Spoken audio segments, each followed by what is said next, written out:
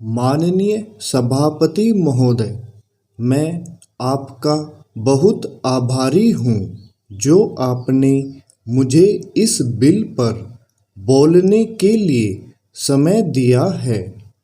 यह जो बिल सहकारिता समिति को एक समिति में भेजने का निश्चय किया गया है, जिस पर कल से बहस हो रही है, उस पर मैं आपके आदेश से कुछ कहना चाहता हूँ।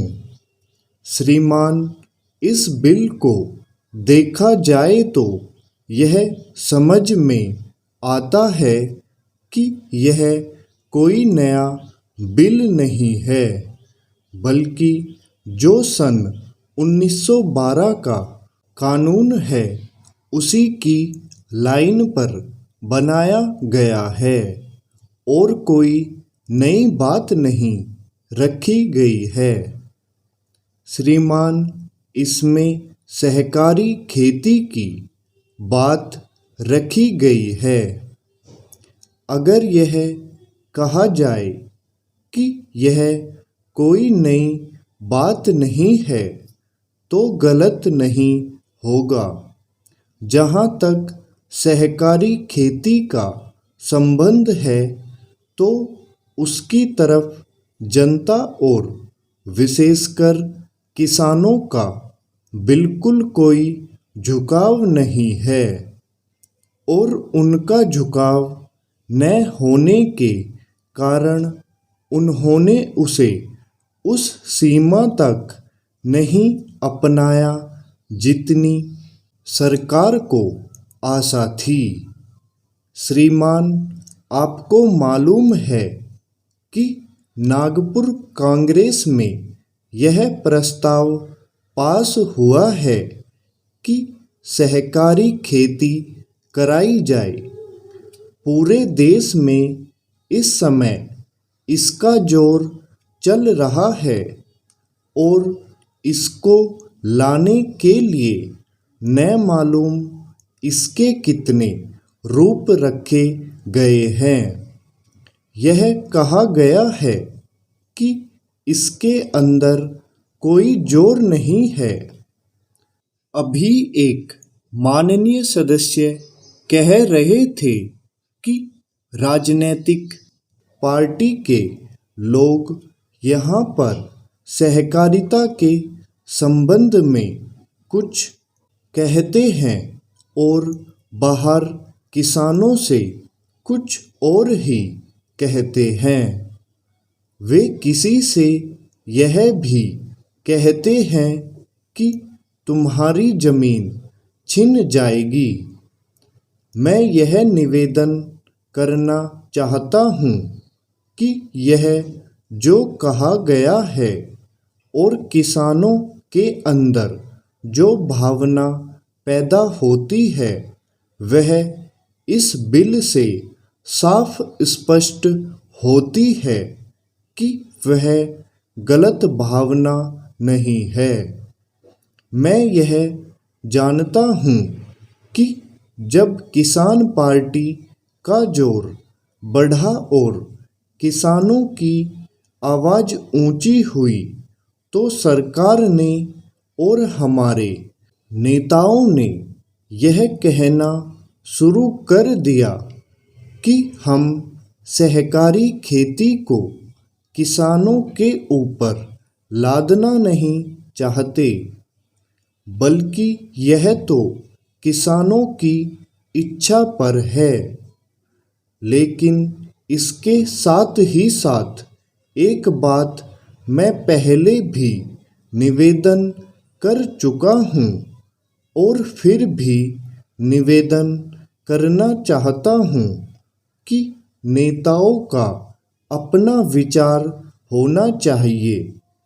किसी सभा में जब यह कहा गया कि यह जो सहकारी खेती शुरू की गई है यह तो अंत में सामूहिक खेती की तरफ ले जाएगी। माननीय सभापति महोदय, उन्होंने साफ कह दिया कि अगर सामूहिक खेती होती है तो इसमें भी मुझे कोई आपत्ति नहीं है। मैं यह कहना चाहता हूँ कि इस बिल को देखने से यह साफ स्पष्ट होता है कि उस सहकारी समिति के जितने सदस्य होंगे वह अपनी अपनी जमीन को एक साथ कर लेंगे और अगर समिति से निकलना चाहेंगे तो एक साथ अधिक जमीन उसको नहीं मिल सकती है। इस बिल के संबंध में इस सदन के सरकारी दल वाले लोगों ने और विरोधी दल के लोगों ने बहुत सी बातें कही है।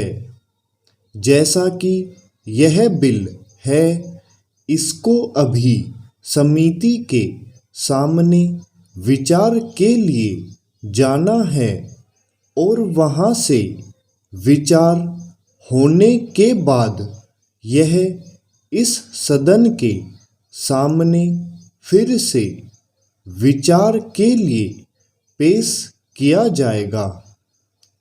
तब माननीय सदस्यों को पूरी तरह से यह अधिकार होगा कि जहाँ तक इसमें दी गई बातों का संबंध है उसमें परिवर्तन ला सकते हैं या उसको हटा सकते हैं। कल से जो बातें हो रही है वह सब नोट की गई है और मैंने बहुत सी बातों को सुना है। इस समिति में उन सब बातों पर विचार किया जाएगा। बहुत से माननीय सदस्यों ने इस तरह की बातें कही है, वह बहुत आवश्यक मालूम हुई है और जैसा कि मैंने कहा है उन पर विचार किया जाएगा।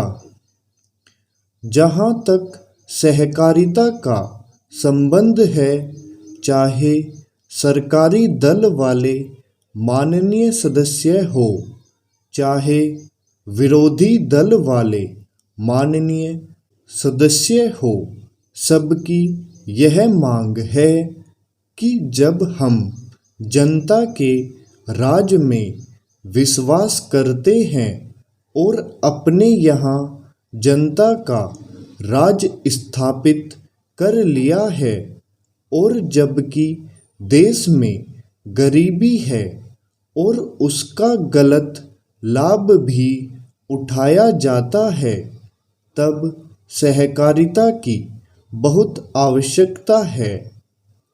इसको रोकने की आवश्यकता है, यह सभी लोगों की राय है। जहाँ तक इस सहकारी बिल का संबंध है, बहुत से माननीय सदस्यों ने बहुत सी बातें इसके संबंध में कही है। मैं सब बातों का विस्तृत में तो उत्तर नहीं दे सकता हूँ, लेकिन मैं थोड़े में विशेष बातों का उत्तर देने का प्रयत्न करूँगा। हमारे यहाँ गरीबी और अमीरी चली आती है। हमारे देश में एक गहरी खाई चली आती है और आज भी समाज में गलत लाभ उठाया जाता है। स्टॉप।